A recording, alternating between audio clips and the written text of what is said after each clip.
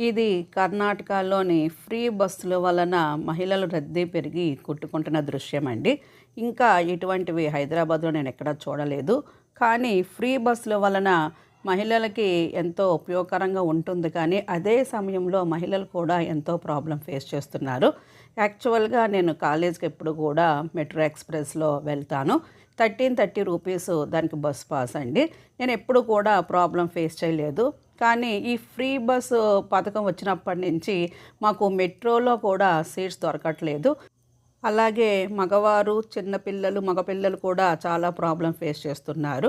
ఒకవేళ మేము వేరే బస్సు ఎక్కుదామంటే కూడా కుదరడం లేదండి. అందుకనే ఈ పథకానికి కొన్ని పద్ధతులు, కొన్ని రూల్స్ పెడితే బాగుంటుంది. ఇప్పుడు లేడీస్ స్పెషల్ బస్సెస్ ఎలా ఉండేవో అలాగే ఫ్రీ బస్ పథకం అని చెప్పేసి ఆ బస్సులు సెపరేట్‌గా వేస్తే టైంకి రీచ్ అవ్వాలనుకున్న వాళ్ళము మేము టికెట్ పెట్టుకొనైనా ఆ బస్సులో వెళ్ళిపోతాము.